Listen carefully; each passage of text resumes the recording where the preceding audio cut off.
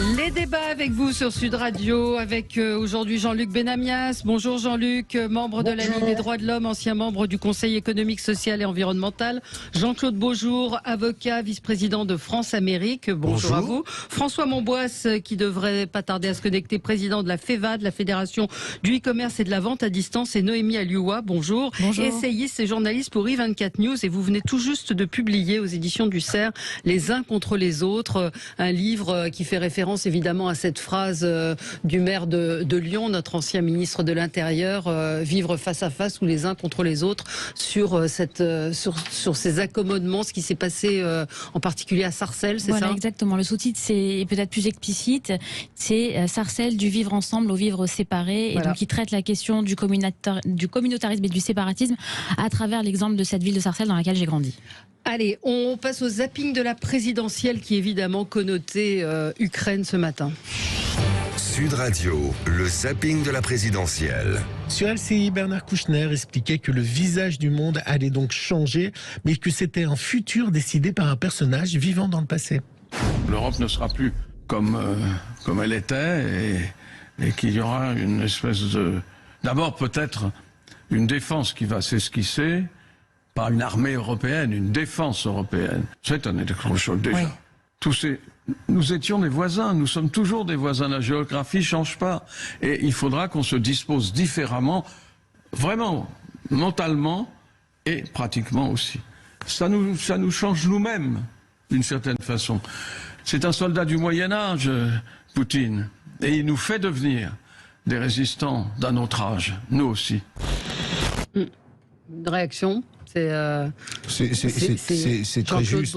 C'est très juste. Je pense que dans toute cette histoire, alors on pourra toujours discuter les accords de Minsk, Minsk 1, Minsk 2, ouais. Est-ce qu'on a fait tout ce qu'il fallait, etc. Ouais, on peut toujours en parler, mais la réalité d'un Poutine qui fait fi d'un certain nombre de principes et de règles, et qui effectivement, on le sait bien, ou en tout état de cause, ceux qui le connaissent bien, ceux qui décryptent son mode de fonctionnement, il a encore en vue la Grande Russie. Vous voyez, c'est significatif. L'autre jour, il y a eu, et ça c'est pas quelque chose qu'on invente.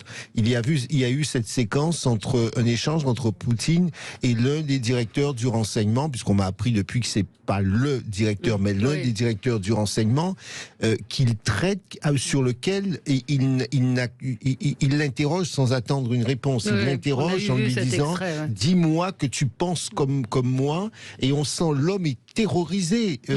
Et à partir du moment où vous avez un très haut fonctionnaire, un très proche collaborateur qui ne peut même pas s'exprimer sur ce qui relève de sa compétence, vous imaginez très bien, et sans faire de la psychologie à noix, l'état d'esprit de Vladimir Poutine. Vincent Hervouet expliquait hier, je ne sais pas si ça fait partie de vos sons, c'est qu'il n'est pas tout seul non plus, Vladimir Poutine. Il y a des oligarques, il y a un certain nombre de gens autour de lui, parce que la question lui était posée sur l'arme nucléaire. Gilles, je vous laisse continuer. Justement, on va partir avec Vincent Hervouet, qui lui... hier, quand Emmanuel Macron a fait une allocution, la première, pas la seconde, celle qui était faite à la nation, il avait derrière lui le drapeau ukrainien. Ça l'a beaucoup marqué, le journaliste Vincent Hervouet. Moi, je suis très frappé de voir le drapeau ukrainien aux côtés du drapeau français, du drapeau européen, derrière le président de la République. À ma connaissance, c'est la première fois qu'on voit une chose pareille, qui a une telle mise en scène. Mais dans l'ordre Justifié ou injustifié? Étonnant. Sans précédent, je crois. Il y a eu le drapeau des États-Unis au moment de l'envahissement du Capitole qui était déjà. Oui. C'est vraiment le drapeau de ce pays qui est aujourd'hui envahi, c'est assez curieux. Mais bon. Voilà, tout ça pour montrer que Emmanuel Macron est vraiment à l'offensive dans ce conflit. Jean-Louis Burgat, dans l'émission de Pascal Praud, lui s'est étonné de nos candidats à la présidentielle qui, on ne peut pas dire, ont eu forcément une bonne perception de Vladimir Poutine. Il est bon d'ailleurs de rappeler qu'il imaginait que cette intervention russe ne se ferait pas, que cette invasion, il n'y croyait pas. Il l'avait dit. Il n'était pas le seul, Pascal. Il n'est pas. Jean-Luc Mélenchon avait dit la même chose. Jean-Luc Mélenchon, que je souhaite féliciter ce soir, avec Marine Le Pen tout de même, Non, c'est inquiétant que des gens qui veulent avoir les clés du pays se trompent aussi gravement sur un sujet comme celui-là. Et restons dans le même sujet pour le spécialiste de la Russie, dont c'est à vous, Nicolas Tenzer. Parmi tous ces revirements, bien pour lui, celui qui est le plus sincère, c'est Jean-Luc Mélenchon. Là, effectivement, il y a une force de revirement. Et je pense que pour le coup, peut-être que celui de M. Mélenchon est le plus sincère, pour autant qu'il y en ait. C'est pas un revirement complet, il est toujours aussi critique de l'OTAN. Mais j'ai l'impression que chez lui, il y a tout à coup, cet homme assez bizarre, parfois à mon avis, évidemment, qui personnellement n'est pas ma tasse de thé, c'est pas le sujet, mais qui a retrouvé une sorte de sens républicain, curieux, assez curieux, comme on ne le retrouve pas. Ouais. Voilà. Bon, c'était le zapping. Pas de coup de cœur, pas de coup de gueule aujourd'hui. C'est vrai que c'est toujours un petit peu compliqué dans cette situation quand même dramatique et ce qui est en train de se passer à Kiev. Bombardé ce matin, de parler, de changer de sujet. Ça occupe toute l'actualité aujourd'hui. Donc beaucoup de questions évidemment avec ce qui est en train de se passer en Ukraine. Là, on vient alors il y a des conséquences. On va revenir sur les conséquences en France. Ce matin, alors c'est une information, le Dimitri Rogozin, donc qui est le patron de la station spatiale, enfin de l'agence spatiale russe, qui a menacé de faire s'écraser la station spatiale internationale sur les États-Unis s'il décidait de bloquer la collaboration spatiale avec la Russie. Donc on voit bien qu'on est dans une guerre des muscles, dans une guerre enfin c'est vraiment une guerre oui, à celui qui va. Non, Noémie, je vois. C'est un peu vulgaire, mais on a l'impression qu'ils sont en train de se dire qui est la plus grosse. Voilà. Et c'est pareil quand ils parlent de nucléaire, c'est-à-dire ils sont dans une sorte de rivalité donc très dangereuse. Jean-Luc, peut-être on peut commencer avec un tour de table sur ce qui vous a frappé, justement, ce qui retient votre attention dans ce qui se passe depuis 48 heures. Moi, ce qui me frappe, c'est la préparation depuis très longtemps de M. Poutine. J'ai fait comme vous, je suppose. Hier soir, je suis couché très tard et j'ai regardé un certain nombre de débats, notamment sur France 2. Clairement, au fur et à mesure, j'apprenais que des textes de Poutine existaient depuis très longtemps qui expliquaient exactement ce qu'il allait faire. Et que, à ce niveau-là, les pays européens notamment, mais notamment aussi le nôtre, étaient largement dépassés par rapport à ce qui pouvait se passer. Rappelez-vous, et je ne reproche aucune erreur des politiques de haut niveau dans cette affaire, mais la semaine dernière, il y avait discussion. Donc on nous disait, ça y est, on a apaisé la situation, il est possible que tout le monde se trompait. Le président de la République, et je ne lui reproche pas plus qu'aux autres d'ailleurs de s'être trompé. Pas les Américains. Pas les Américains. Non, j'allais le dire. Alors allez-y. Monsieur Biden et les services secrets américains étaient beaucoup plus au courant, effectivement, du cadre dans lequel on est aujourd'hui. Et ce dont on s'aperçoit, et je le déplore, et on l'a encore vu toute la nuit, hier soir et ce matin, l'Union européenne en tant que telle est incapable d'avoir une réaction commune, réellement commune. Et ça, c'est dramatique par rapport à l'Ukraine. Alors moi, je pense en premier, mais comme tout le monde, aux populations ukrainiennes, et c'est là où on a à avoir un vrai débat. Qu'est-ce qu'on peut faire pour aider les populations ukrainiennes à survivre à ce qui leur arrive? Alors, il y a plusieurs. Oui, là, effectivement, il y a plusieurs choses. Il y a la population ukrainienne et il y a le conflit. Et est-il possible d'arrêter Vladimir Poutine? François Monbois, ce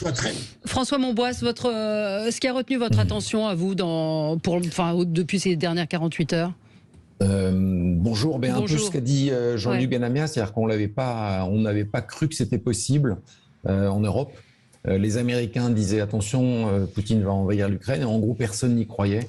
Les Anglais disaient la même chose et personne n'y croyait. Et on a été complètement pris de court. Par contre, là où je suis pas du tout d'accord, c'est que l'Europe n'existe pas. Il faut arrêter ce cirque sur la réaction de l'Europe. On n'a pas les mêmes intérêts du tout. Le gros problème, c'est que je trouve que la personne la plus intéressante à écouter, c'est Pouyanné, je ne sais pas si vous l'avez entendu, le patron de Total, qui explique que l'Europe est dépendante du gaz russe à 40% et qu'on ne peut pas changer parce qu'on n'a pas de terminal pour dégazéifier, qu'on n'a pas de port méthanier, et donc on est condamné à ça pendant encore 2 ans. On dit que le plus court pour changer, c'est 2 ans. Et donc l'Europe est complètement paralysée parce qu'on dépend pour notre énergie du voisin dont on découvre que c'est un dictateur complètement autoritaire. Oui, oui, terrible. Oui, par rapport à ce qu'on vient de dire, vous voyez, c'est toute la difficulté que nous avons. Alors, qu'on n'ait pas cru à l'invasion, pourquoi pas? On peut aussi dire que la volonté officiellement de ne pas croire peut permettre de temporiser, de favoriser la discussion. Moi, ce qui est plus frappant, c'est qu'on ne s'y soit pas préparé. C'est-à-dire que lorsque vous avez un risque qui est avéré, évidemment, on ne peut pas souhaiter que l'on se fasse la guerre et je peux comprendre qu'on se dise non, on n'y arrivera pas. Mais malgré tout, on sait que la probabilité, vous savez, c'est des mathématiques simples. Le risque, est-ce qu'il existe? Et si ce risque existe, comment est-ce que je me prépare, d'une part? D'autre part, on sait bien que cette affaire n'est pas née il y a 15 jours, 3 semaines. Et c'est là toute notre erreur occidentale, en tout cas européenne, c'est de toujours faire de la politique de réaction. Là où Poutine, par exemple, lui, il a préparé son truc depuis très longtemps. Il a diversifié ses livraisons de gaz. Vous voyez, par exemple, les Chinois, lui, ont augmenté leur consommation de gaz de 75%.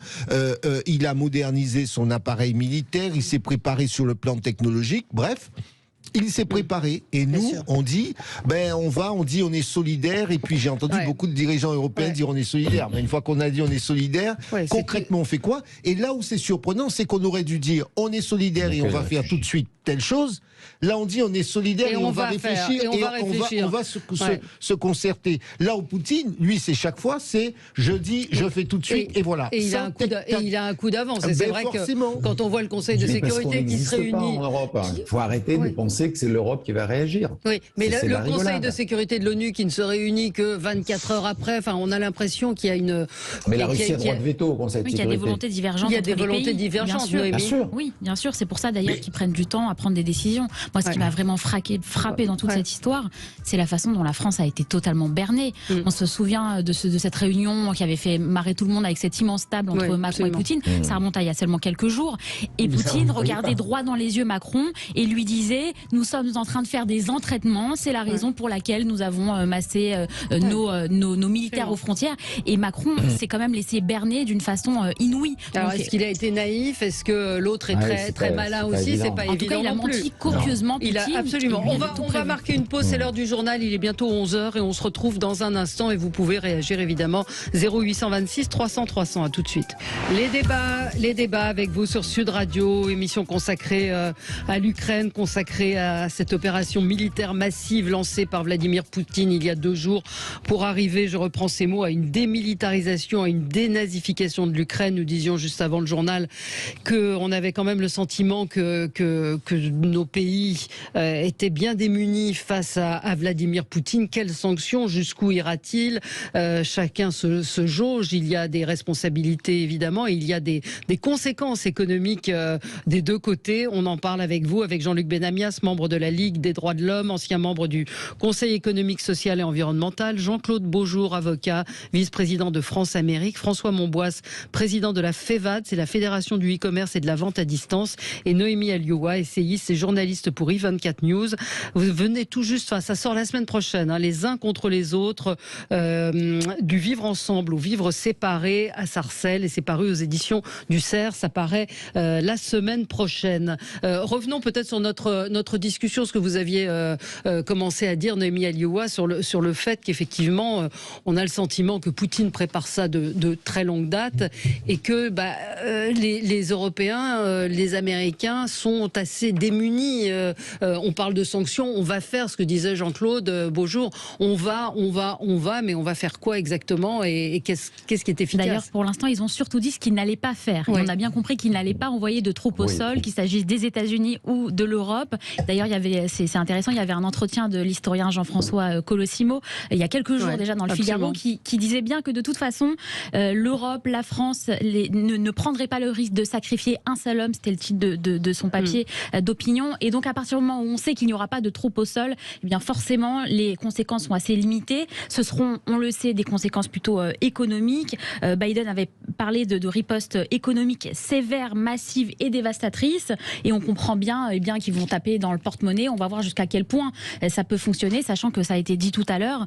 Par exemple, en ce qui concerne les réserves de blé, eh bien la Chine a dit qu'elle allait, elle, beaucoup plus importer de la Russie du blé. Et donc il y a en fait de nouvelles alliances qui se mettent en place, et on va voir à quel point ça peut avoir des conséquences graves, y compris sur l'Europe. Oui, François, peut-être abordons effectivement la question des sanctions économiques. François Monboisse, en particulier ce qui concerne les sanctions bancaires. Est-ce que c'est efficace? Est-ce que c'est suffisant?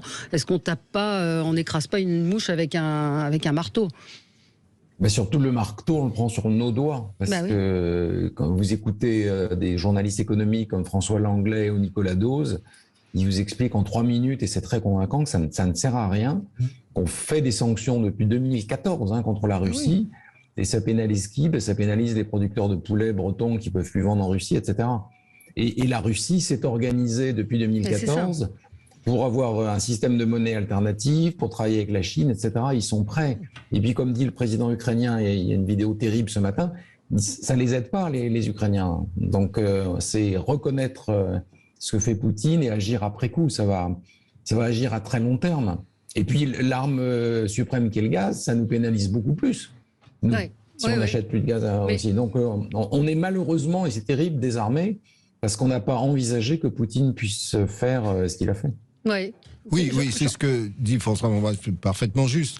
On est malheureusement désarmés. Ce qui est intéressant, c'est qu'on attend 2022 pour se rendre compte qu'on est malheureusement désarmés, alors que c'est une histoire qui est ancienne. Enfin, il y a des spécialistes de la Russie. Depuis 2014, il y a eu Minsk 2. On ne peut pas prendre pour argent comptant ce que l'on nous dit. Et donc, ce qui est gravissime, c'est que nous sommes désarmés.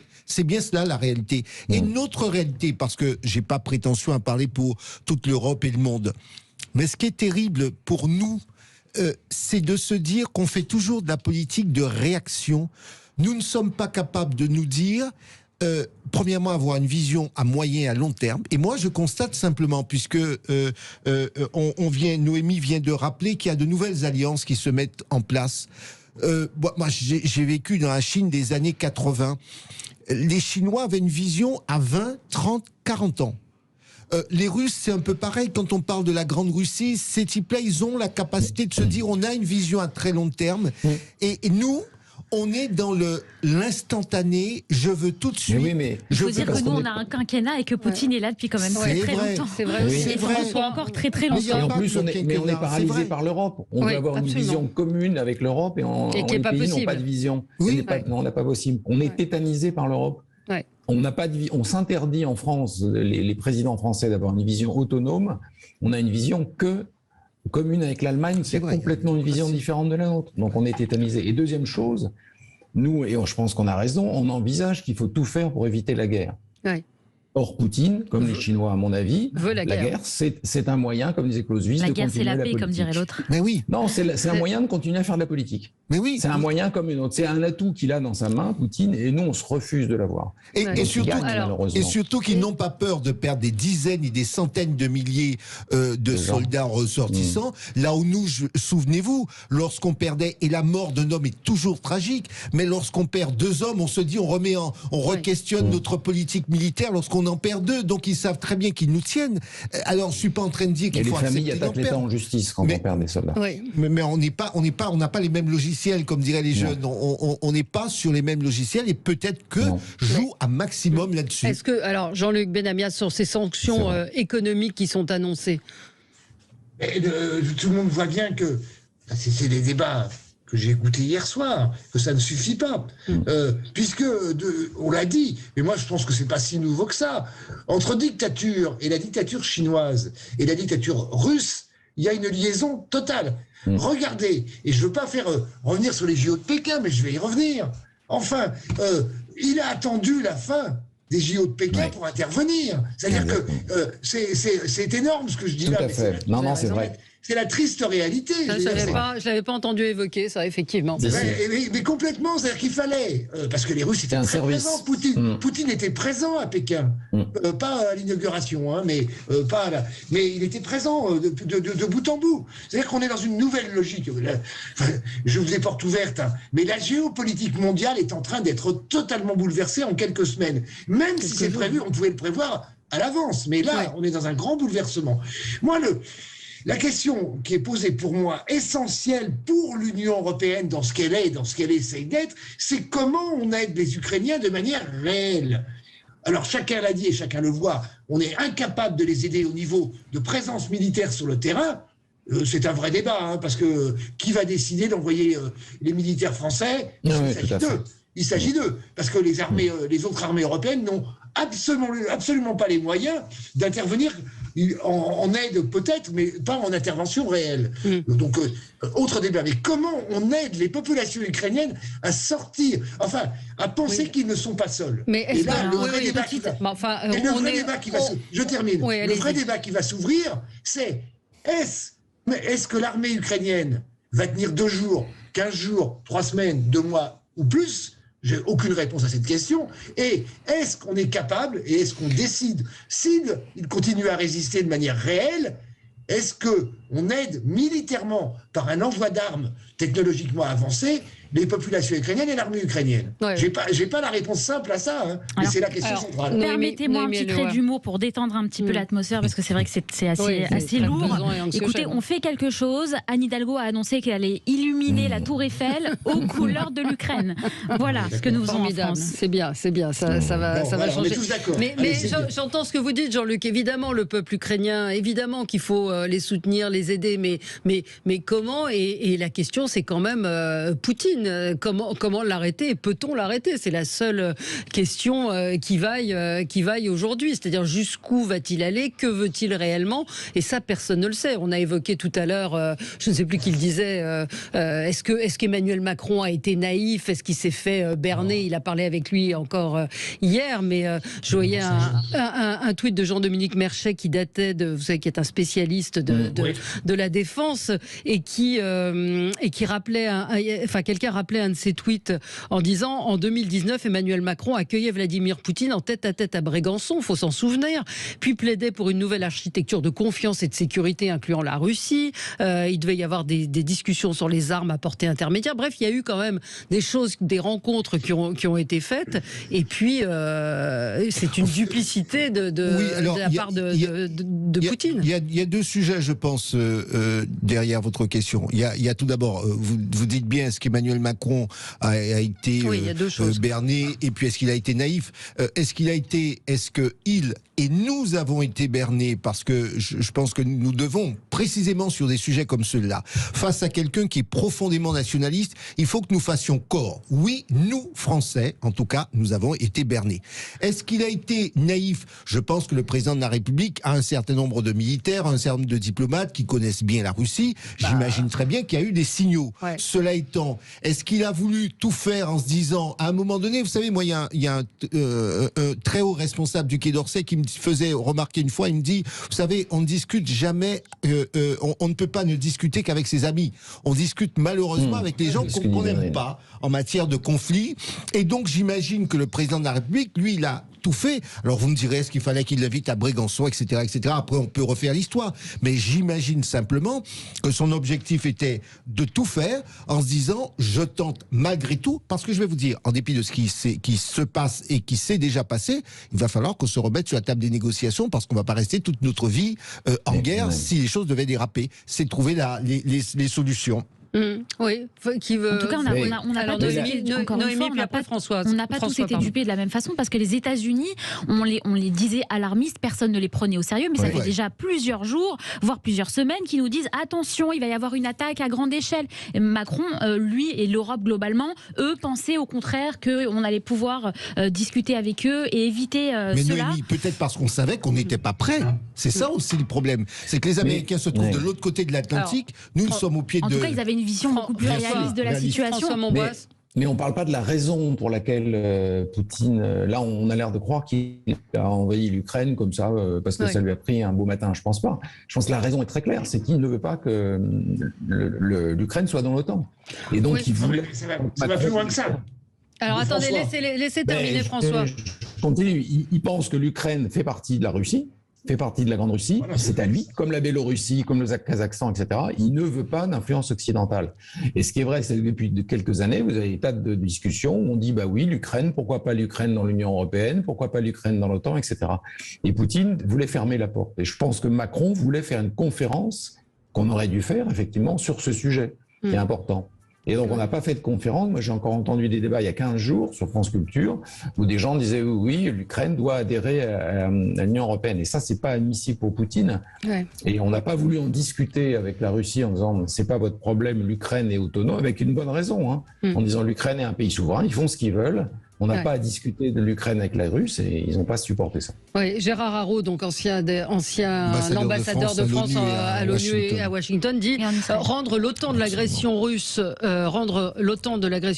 responsable est une insulte à l'intelligence. Il dit l'exigence des Russes allait au-delà et revenait à vassaliser l'Ukraine. Et ensuite, l'Ukraine aspire à l'OTAN parce qu'elle a été agressée par la Russie depuis 2014. Donc c'est vrai, mais il fallait une conférence pour en parler, crever l'abcès et en discuter avec eux. Oui, parce qu'on parle de cette humiliation pour Vladimir Poutine. On revient à nos débats dans un instant après la petite pause de publicité. 0826 300 300 si vous voulez réagir. À tout de suite. Les débats avec vous, avec Jean-Luc Benamias, Jean-Claude Beaujour, François Monbois et Noémie Alioua. Nous parlons évidemment aujourd'hui, bien évidemment, de cette opération militaire lancée par Vladimir Poutine, cette invasion, le mot a été prononcé, de l'Ukraine avec vous et les questions qui se posent. On a vu Joe Biden qui disait hier qu'il envisagerait des cyberattaques massives contre la Russie. Ce matin, une précision, ces cyberattaques pourraient avoir pour objectif de couper l'électricité sur le territoire russe, de mettre à mal les connexions Internet du pays ou encore de perturber le système d'aiguillage des chemins de fer.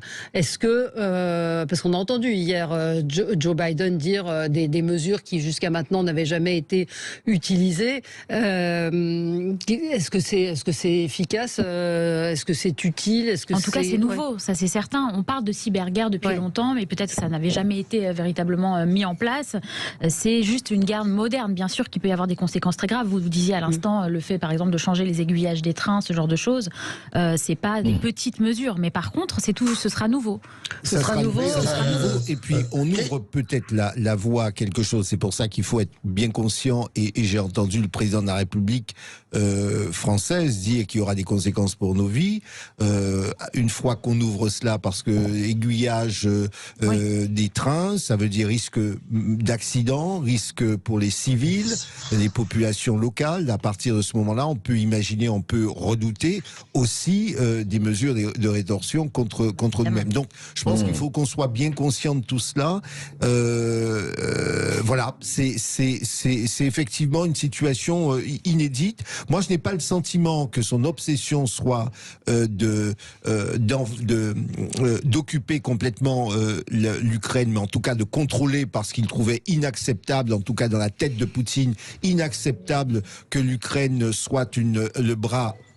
En tout cas, c'est comme ça qu'il le considérait, le bras armé de l'Europe. Et donc, pour lui, il y a avant tout une volonté de dire, regardez ce que je suis capable de faire. Il y a aussi une volonté de dire aux Ukrainiens, en tout cas aux populations civiles, ben vous voyez, vous vouliez aller du côté occidental, qu'est-ce qu'ils font pour vous ?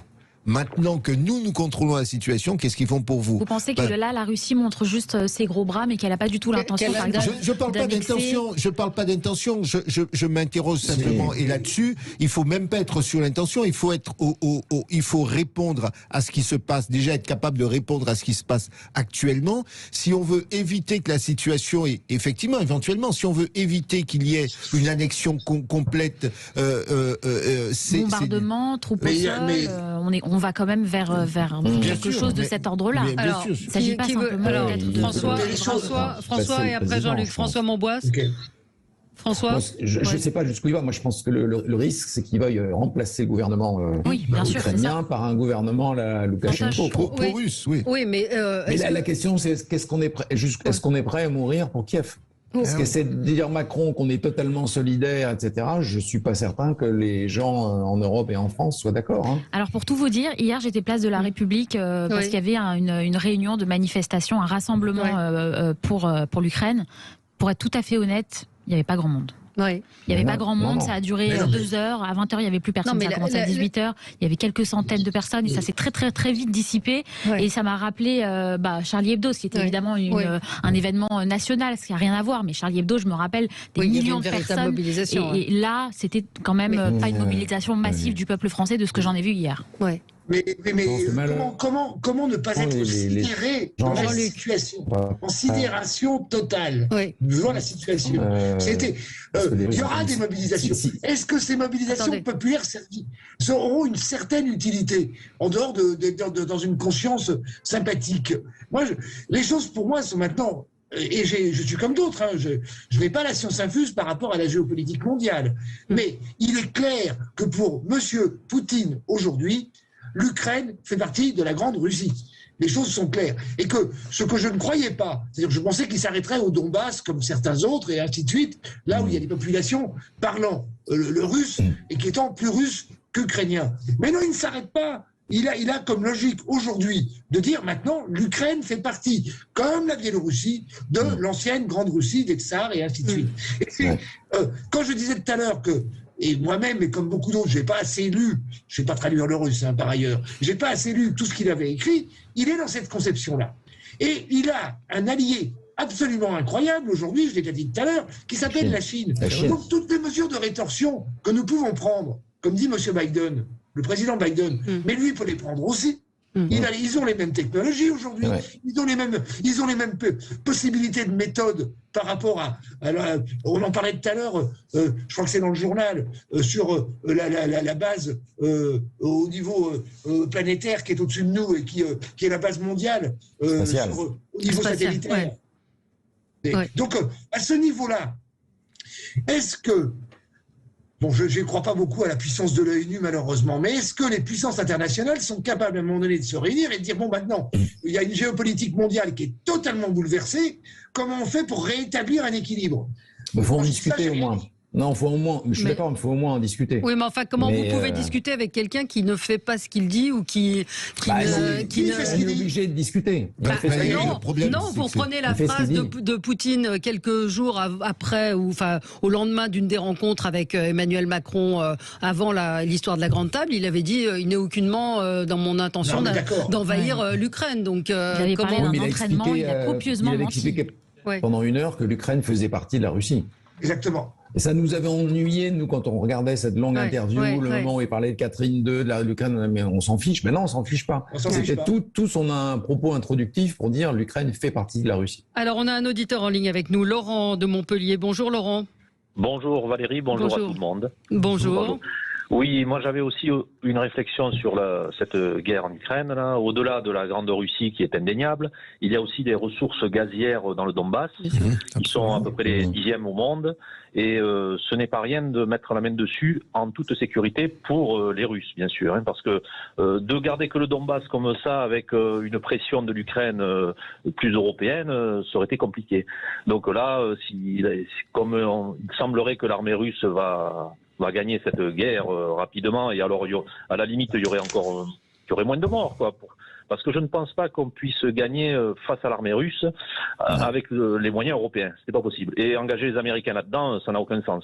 Donc il faut que cette guerre cesse au plus tôt pour que les pauvres Ukrainiens qui sont victimes de tout ça puissent reprendre une vie à peu près normale, avec un dirigeant qui ne va pas leur plaire, bien sûr. Mais au moins, ils ne se feront pas tuer. Mais enfin, n'oublions pas que l'énergie, quand même, c'est une clé de voûte de toutes les guerres.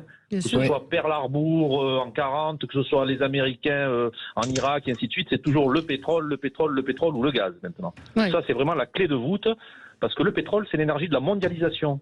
Donc, c'est une énergie, c'est la plus importante. Voilà. Et donc, tout ça est lié, c'est pas que la Grande Russie, quoi. Il y a vraiment d'autres choses derrière qu'on ne... Moi, je ne suis pas géostratège, mais qui existent. Il y a d'autres choses qui existent, il faut creuser tout ça. Voilà ce que j'avais à dire. Et puis on rappelle que l'Ukraine est le grenier à blé de l'Europe aussi. Il y a des matières premières très importantes qui sont également en jeu. Qu'est-ce qui peut se passer dans les jours qui viennent? Est-ce qu'on voit, parce que tout le monde dit on va faire, qu'est-ce qui peut se passer une fois que là on voit que Kiev est sous le feu des bombes, qu'il y a des chars qui sont en train d'approcher. Accueillir des réfugiés déjà. Oui, accueillir des réfugiés, ce qu'évoquait aussi tout à l'heure Jean-Luc Benamias, mais politiquement, diplomatiquement, on va acter le fait donc que l'Ukraine va avoir un président vassal de la Russie. Est-ce que l'armée ukrainienne est capable, je l'ai dit tout à l'heure, excusez-moi, est capable de tenir une semaine, 2 semaines, 3 semaines? C'est la question centrale par rapport à eux. Est-ce que les 200 000, je crois qu'ils sont à peu près 200 000 soldats avec les réserves ukrainiens, suivront la logique du président, qui est courageux, c'est le moins qu'on puisse dire, vous l'avez vu hier, mais il a l'air tout seul, c'est clair et net. Incroyable ce Zelensky. C'était d'une tristesse absolue, je veux dire. Bon, est-ce que, parce que en fonction de ça, si l'armée ukrainienne, et s'il y a une résistance, on voit pas des mots maintenant comme ça, c'est incroyable, mais c'est ainsi. Est-ce qu'il y a une réelle résistance ou pas? S'il y a une réelle résistance ukrainienne, les choses changent. Et l'attitude, dans ces cas-là, de l'Union européenne et des États-Unis sera évidemment différente. Si elle ne tient pas, ce qu'on projette, ce qu'on peut projeter, c'est qu'effectivement, il y aura un gouvernement fantoche à la tête de l'Ukraine. Il y a une asymétrie qui est trop grande pour imaginer qu'il puisse résister. C'est tout le monde. Une guerre asymétrique. Oui, bien sûr. Évidemment. C'est grand l'Ukraine. C'est grand, mais bien sûr, mais la Russie, ils ont mis toutes leurs forces en marche. Il y a une asymétrie énorme. Et puis Poutine ne veut pas être celui qui perdra face à l'Ukraine. Vous imaginez mal que lui puisse renoncer parce qu'il n'aurait pas les moyens militaires de combattre les Ukrainiens. Je crois que là-dessus, même s'il faut qu'il... Oui, les Russes. Jean-Claude, je ne dis pas que l'armée ukrainienne pourrait remettre l'armée russe à la frontière. Je dis, est-ce que dans des parties de l'Ukraine, il y aura une résistance réelle? Je pense que oui. Zelensky a annoncé une mobilisation générale des hommes qui ne peuvent plus quitter le territoire. Donc ils vont essayer de se battre comme ils le peuvent, ça c'est certain. Oui. Allez, on marque une petite pause et on revient dans un instant. On va parler aussi des conséquences sur la campagne française. C'est peut-être pour certains dérisoire. Il n'empêche que la campagne présidentielle s'est arrêtée. À tout de suite. Avec vous sur Sud Radio jusqu'à midi, nous commentons l'actualité dominée évidemment par la guerre de la Russie contre l'Ukraine. Certains disent qu'on est pro-États-Unis et anti-russe. Mais est-ce qu'une réponse militaire à un problème aujourd'hui en 2022 est compréhensible, excusable, qualifiable? C'est la vraie question. Puis la question, c'est aussi de savoir que veut réellement Poutine. Et ça, bien malin qui peut le dire. Est-ce qu'il veut aller plus loin? Est-ce qu'il veut plus quand il menace les Occidentaux de l'arme nucléaire? Est-ce qu'il a autre chose en tête? C'est toute la question, on en discutait d'ailleurs. Est-ce qu'il veut simplement faire peur et montrer et sortir les muscles? Est-ce qu'il veut carrément annexer l'Ukraine et mettre un gouvernement fantoche? Ou est-ce qu'il veut rétablir l'ex-Union soviétique? Et alors là, en fait, l'Ukraine n'est que le début de son grand projet. Effectivement, bien malin qui saura ce qu'il y a dans sa tête. En tout cas, il nous a tous surpris, ça c'est sûr. Et puis le deuxième sujet en complément de ce que le deuxième angle, en tout cas de réponse en complément de ce que vient de dire Noémie, c'est qu'est-ce que nous voulons également. Parce que, quel que soit ce que voudra Monsieur Poutine, l'idée c'est de savoir, et on a bien vu la difficulté de l'Europe à prendre des décisions, de l'Occident à prendre des décisions fortes, rapides, quel que soit ce que voudra Monsieur Poutine, c'est qu'est-ce que nous voulons, et donc qu'est-ce que nous sommes capables de déployer comme moyen ou de sacrifice à faire pour pouvoir exiger de pouvoir parvenir au point que nous souhaitons. Ça, c'est le premier élément. Et puis le second élément, est-ce que nos diplomates aujourd'hui, je pense aux diplomates européens, ont une porte de sortie. Au-delà des sanctions, qu'est-ce que politiquement on est en mesure de proposer ou de demander ou d'exiger? Qu'est-ce que politiquement, parce que c'est vrai qu'on oublie aussi que si on entrait frontalement en guerre, c'est vrai qu'il y aurait. Alors je sais bien que la Russie n'est pas une démocratie. Oui, c'est ça. Est-ce qu'il y a un on qui existe? Non, mais je suis bien d'accord. C'est même si il n'y a pas de on. Même s'il y avait une guerre face à la Russie, en tout cas avec les sanctions, qu'est-ce que ça peut provoquer dans la population russe? Est-ce que ça peut faire reculer Poutine? Est-ce que ça peut? Je ne le sais pas. Même si lui est malgré tout un peu sensible à l'état de la population, il ne faudrait pas que ça aille trop loin non plus.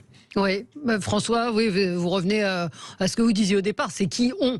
C'est qui on est complètement défensif là. Qui est solidaire et qui on est quand même dans les coups de menton aussi. Hein. Je vois Le Drian qui affirme que la sécurité du président Zelensky est un élément central de ce qui se passe et nous, la France, sommes en situation de pouvoir. Alors nous, effectivement, qui est nous, sommes en situation de pouvoir l'aider si nécessaire. A dit ce matin. Ça veut dire quoi? Ça veut dire quoi? Qu'on va l'exfiltrer? C'est comme Obama avec la ligne rouge sur la Syrie. Si on met des lignes rouges, mais on ne dit pas ce qu'on fait, et après, c'est inefficace. Ouais. Ben oui. Zelensky, alors un petit mot, qui a quand même un parcours extraordinaire. Incroyable, ouais. C'est-à-dire que cet homme-là, il faisait des blagues à la télévision. Oui. C'était un humoriste.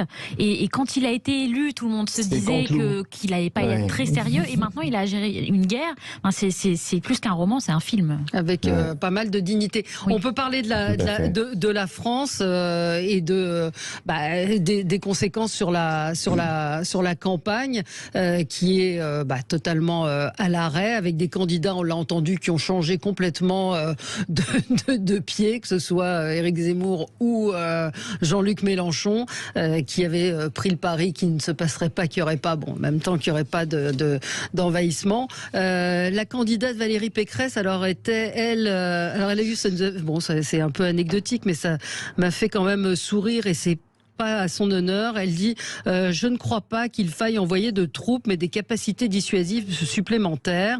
C'était chez Léa Salamé ce matin, qui lui pose la question, est-ce que Poutine est un dictateur? Et Valérie Pécresse répond, j'ai fait un stage à l'ambassade de France en Russie, il se comporte en dictateur, il déchire les traités internationaux.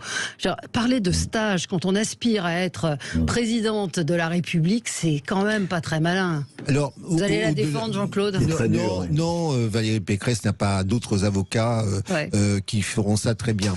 Moi j'ai envie d'être sympathique, parce qu'évidemment c'est le propos qui est complètement à contre-courant, c'est hors contexte, mais à la limite, quand on est pris de court, on peut très bien imaginer, chacun dans sa vie peut commettre des erreurs. Non, ce qui est intéressant, moi, ce qui me gêne, c'est que la potentielle future présidente de la République n'a pas autour d'elle une équipe de spécialistes pour lui donner des éléments bien plus précis que cela. Vous savez, pardonnez, mais on compare un petit peu ce qui se passe, comment ça se passe aux États-Unis. Vous savez qu'aux États-Unis, le candidat élu, il y a un quasi contre-gouvernement déjà prêt pour assurer la transition. Quand vous êtes un candidat un poids lourd, alors je sais bien que nous n'avons pas le même processus institutionnel en France, et que le président prend tout de suite ses fonctions, mais malgré tout, quand on est le représentant des Républicains, j'aurais imaginé que Valérie Pécresse ait dans ses équipes des gens qui sont en contact avec le ministère de la Défense, en contact avec le Quai d'Orsay, qui ont des contacts avec les différentes parties prenantes, et qui seront en mesure d'élaborer une réflexion un petit peu plus avancée que celle-là. Alors on avait Michel Barnier ce matin sur Sud Radio dans le Grand Matin. Valérie Pécresse, non, mais c'est son conseiller, pardonnez-moi Valérie, mais c'est tout le problème. C'est pas Barnier le candidat. La candidate, non, mais la candidate présidente de la République, c'est pas dire je vais demander à l'un de mes collaborateurs de vous parler. Il faut avoir des convictions. Il faut avoir des convictions, il faut être en mesure de réagir. Les conseillers vous fournissent en notes et en explications, et vous faites la synthèse. Là, visiblement, il y a eu un petit loupé. En tout cas, concrètement... Géraldine, puis après... pardon, Géraldine. Noémie.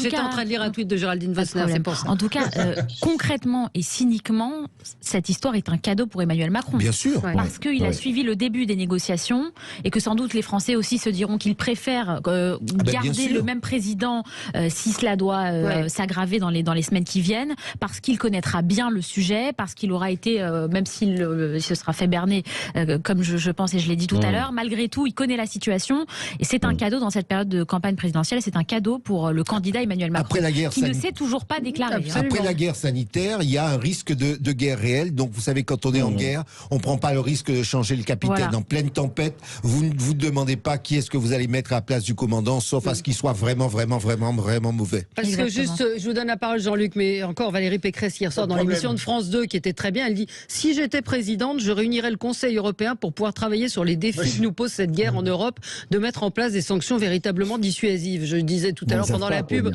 on dirait une rédaction de première. Si j'étais présidente, je réunirais le Conseil européen. Bah oui, je suis sévère avec elle, mais sévère avec tous les autres aussi, Jean-Luc Benamias. On peut être, ça ne sert à rien d'ailleurs, mais on peut être sévère avec absolument tout le monde en France. Oui, c'est ce que j'allais dire. Vraiment, quels que soient les candidats ou les non-candidats pas encore déclarés. Hein.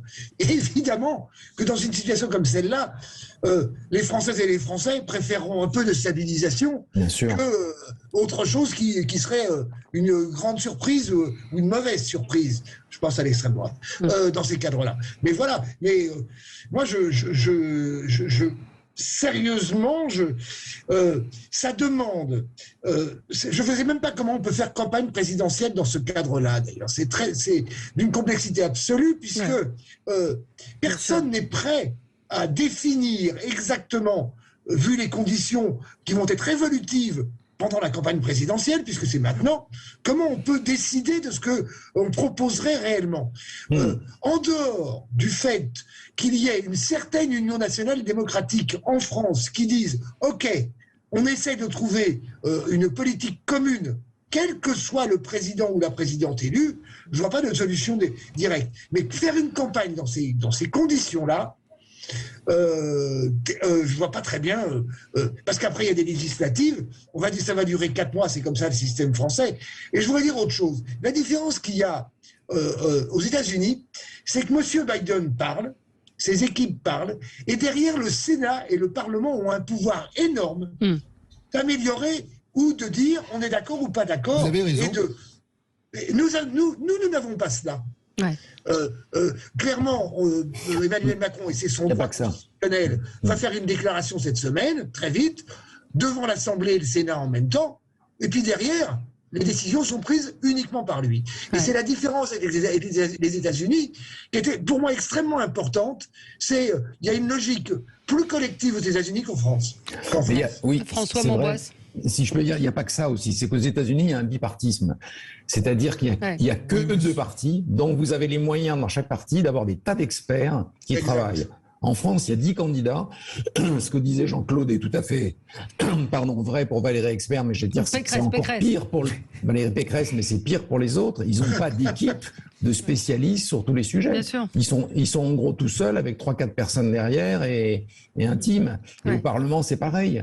Il y a un professionnalisme des Américains parce que c'est un bipartisme qu'on n'a pas en France, où notre système politique est totalement éclaté. Plus, on se rend compte maintenant que les lois anti-cumul, c'était très bien sur le papier, mais ça détourne pas mal de gens brillants de la politique qui préfèrent aller dans le privé. Donc on a un vrai problème de qualité et de nombre des personnels politiques, et je crains malheureusement que ce qu'a dit Jean-Claude est vrai. Si Valérie Pécresse se retourne derrière elle, je voudrais une note sur l'Ukraine, qui va lui faire la note ? À part Michel Barnier, je ne sais pas s'il y a grand monde qui s'y connaît. Ouais. Mais c'est un vrai sujet. Hein. En même temps, tout le monde s'est trompé, ce que me disent aussi un certain nombre de nos auditeurs. Il faut déjà avoir des gens qui connaissent un peu le sujet, Absolument. Qui puissent nourrir. Et si elle a fait cette phrase terrible, Valérie Pécresse, je vais réunir le Conseil, c'est qu'elle n'a pas sous les yeux quelqu'un qui l'a aidé à préparer la C'était assez vite. Qu'on se trompe, Valérie, juste une chose. Qu'on se trompe, personne ne peut jeter la pierre à un responsable qui n'est pas un expert. Qu'on se trompe, ça je veux bien l'admettre. Ce qui est plus embêtant, puisque vous êtes allé jusqu'à nous lire la réponse de Valérie Pécresse. Ce qui est plus embêtant, on sent bien que derrière, il n'y a pas le professionnalisme, il n'y a pas les équipes hyper techniques. Derrière, je parle bien d'un gros candidat. Valérie Pécresse n'est pas un petit candidat. Ça n'est pas Poutou, ça n'est pas... voilà, c'est un gros candidat qui vous dit « je serai au deuxième tour ». Elle est la seule, dit-elle, à pouvoir battre Emmanuel Macron. Quand on est en situation, on n'attend pas, pardonnez-moi, il ne faut pas être donneur de leçons, mais c'est une question de méthode. On n'attend pas la dernière minute pour être en situation d'assumer les responsabilités. Il faut qu'on soit prêt tout de suite. Ben là, visiblement, il y a un peu de loupé.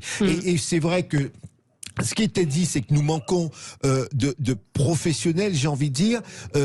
Oui, les questions de géopolitique, on a trop souvent considéré que c'était simplement des trucs intellectuels pour les grands diplomates ou pour les gens qui voyagent dans les avions, alors que la géopolitique, je ne cesse de le dire, concerne notre quotidien, parce que ce qui peut nous arriver, on peut en voir les conséquences tout de suite. Et ça, on ne... Oui, pardon. Oui, non, ça termine. Et ça, on ne le dit pas suffisamment. On vous dit, de la géopolitique, l'international, c'est les avions, c'est la première, c'est le machin, c'est des conséquences directes sur le prix de l'énergie, le prix du blé, etc., nos exportations. Il faut pas oublier que, par exemple, les Américains exportent, il faut que je revoie mes chiffres, mais je crois qu'un quart des poulets américains partent en Russie. Donc, je veux dire, en cas de conflit, on va avoir des conséquences directes, des conséquences sur le transport. Je disais hier soir qu'à l'époque, quand on se rendait en Extrême-Orient, on prenait la route d'Anchorage, alors que depuis maintenant 30 ans, depuis 25-30 ans, on avait la possibilité de survoler la Russie. Ben, tout ça, ça peut changer, y compris notre mode de fonctionnement, même pour nos relations avec l'Extrême-Orient ou avec l'Afrique, etc. Donc tout ça doit être pris en compte. Oui, vous expliquez que c'est vrai que la géopolitique n'est pas suffisamment expliquée, etc., en temps normal, sauf en temps de guerre comme là.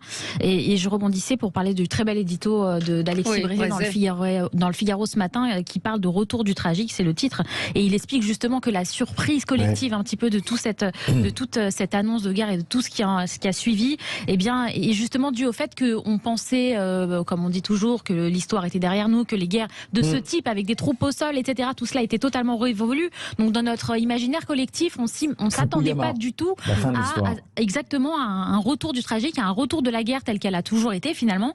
Et donc on est dans une sorte de sidération, et un peu tous, même en France, et donc on est très surpris. Surtout en France. Surtout en France. Non, mais en Europe. En Europe globalement, puisqu'on considère qu'on peut être une puissance sans armée. Donc c'est bien nier le tragique. Allez, on marque une petite pause et on se retrouve dans un instant avec vous sur Sud Radio. Les débats avec vous jusqu'à midi.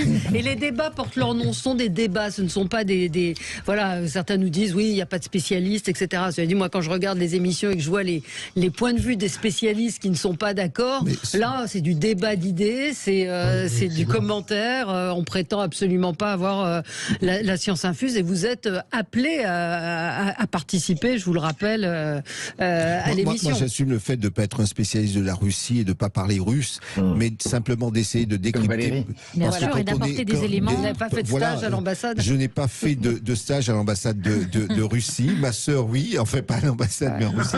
Non, plus sérieusement. C'est encore mieux. Plus sérieusement, je crois en effet que l'idée, c'est que le maximum, et moi je le dis vraiment tous les jours, de nos concitoyens s'impliquent dans la vie publique, dans la réflexion, parce que on n'a pas. Si vous êtes là et que vous écoutez, vous pouvez réagir. Je reçois également un SMS de quelqu'un qui me dit: ce que vous dites est faux sur certains points. La vérité, en ce qui concerne monde politique et expertise, c'est que la vérité, c'est que dans le milieu politique, les personnes compétentes sont exclues, et ce dans tous les domaines. Ne restent que les courtisans. Alors, parce qu'on peut faire le même reproche qu'on fait à Valérie Pécresse, on peut faire le même reproche à Emmanuel Macron, c'est-à-dire de peut-être pas avoir eu les bons spécialistes autour de lui. On a ciblé effectivement les candidats, sauf qu'Emmanuel Macron, force est de constater qu'il a été, on l'a dit plusieurs fois, il a été berné. Catherine m'envoie le tweet d'Emmanuel Macron, le président, enfin de l'Élysée, le président s'est battu pendant des semaines pour éviter une invasion russe. Macron, c'est l'Europe de la paix. Macron Poutine recule. Il s'est trompé aussi, hein.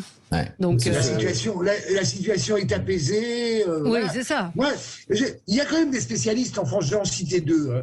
De Villepin et Védrine, par exemple. Ouais, quand ils causent, semble-t-il, c'est pas les seuls, mais quand même, quand ils nous parlent, on a l'impression que ce sont des gens qui ont un historique, une expérience, de l'expertise. Et à ce niveau-là, moi, c'est ça qui m'intéresse, c'est de voir avec des gens qui ont de l'expertise, parce que nous, évidemment, on essaye de...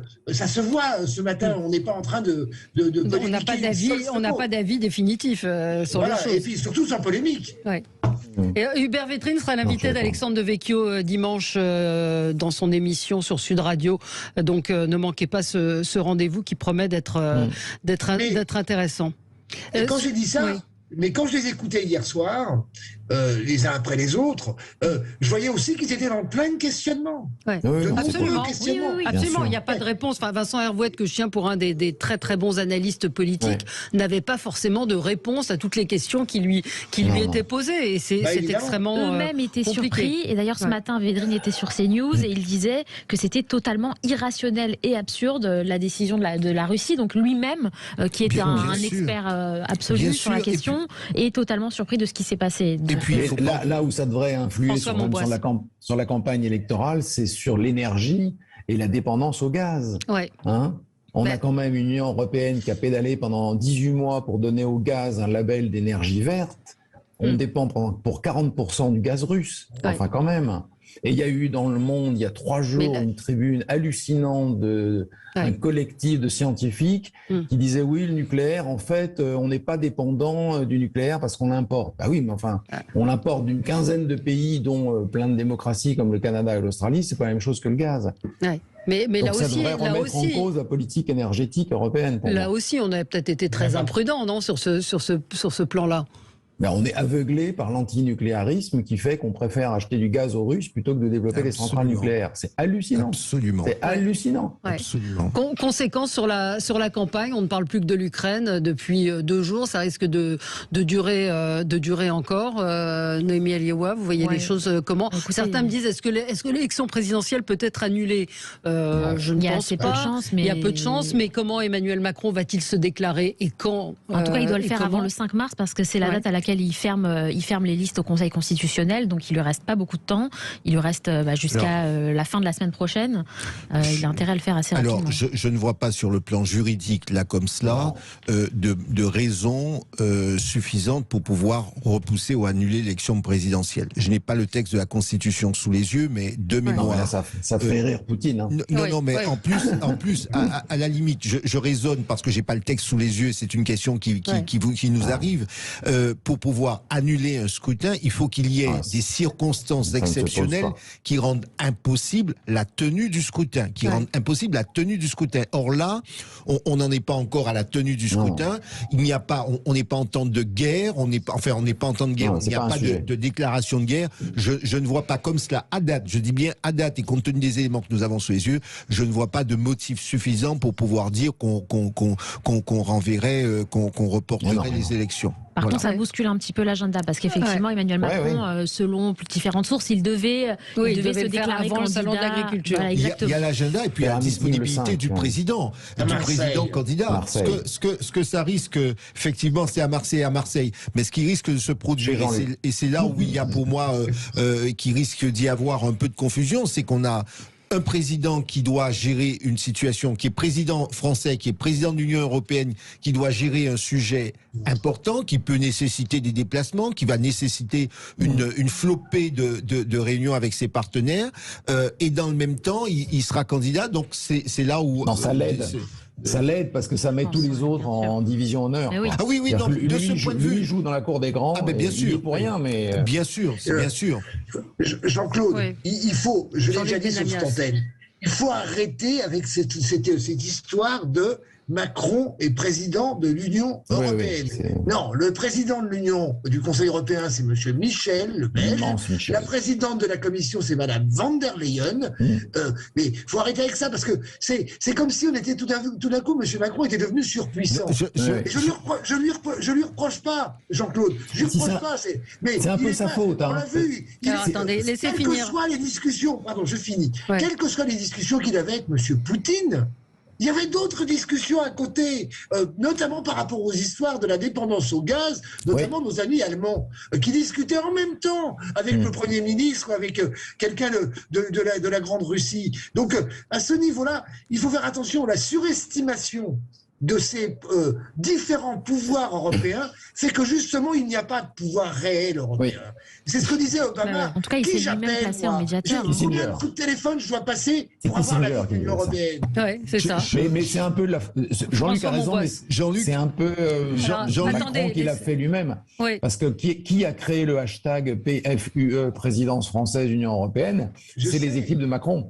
Pour valoriser le président. Oui. Mais Jean-Luc a tout à fait raison. Dans une période totalement pacifiée, c'était de la politique. Non, mais Jean-Luc, vous avez raison, et je prends ma part du raccourci médiatique, c'est-à-dire que pour aller vite, c'est vrai que par rapport à l'idée, j'indiquais simplement, c'était ça l'esprit, et je suis complètement d'accord avec votre précision, mais dans ma tête, il s'agissait de dire qu'il a un job principal qui est celui de président de la République française. Il a dans le même temps un autre job complémentaire. Est-ce que c'est un part-time où il a des responsabilités européennes? On dira cela comme ça. C'était plus ça l'esprit. Et puis, candidat, c'est vrai qu'il y a beaucoup. Maintenant, je suis d'accord, puisque la question de Valérie Expert, c'était incidence sur la campagne électorale. Il est évident que la situation actuelle fait que le sujet actuel va remplir les esprits, et que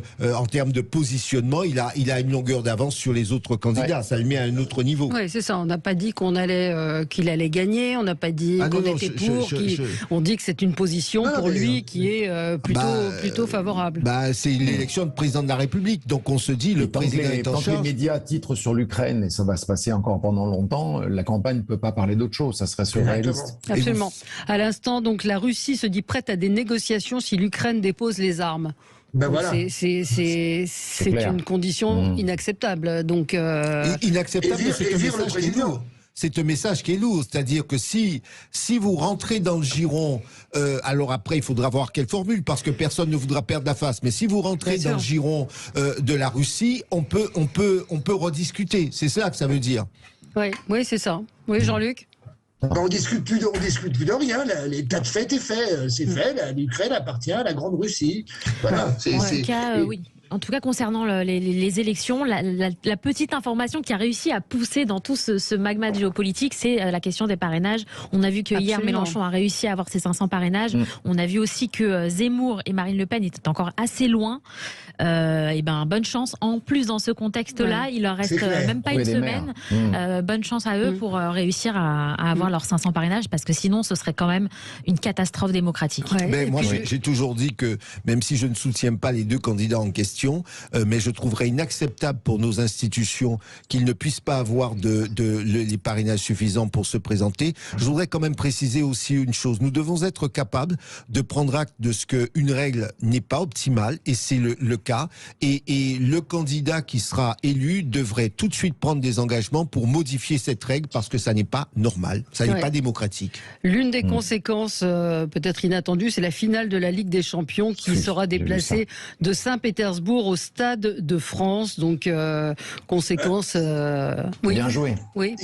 Si on parle sport, Valérie, il y en a plus que ça, puisqu'il y a des clubs ukrainiens et des clubs russes qui sont toujours qualifiés pour les coupes européennes. Bonne chance pour le foot. Bonne chance pour le football. Ah ouais, ça va effectivement être assez compliqué à gérer. Je vous rappelle donc dimanche, si vous voulez écouter l'entretien, c'est entre 11h et midi sur Sud Radio. Donc Alexandre Devecchio qui reçoit Hubert Védrine, c'est à ne pas manquer. Merci à vous, merci à tous les quatre. Bon week-end malgré tout. Et on se retrouve lundi. Très bonne journée sur Sud Radio. Merci.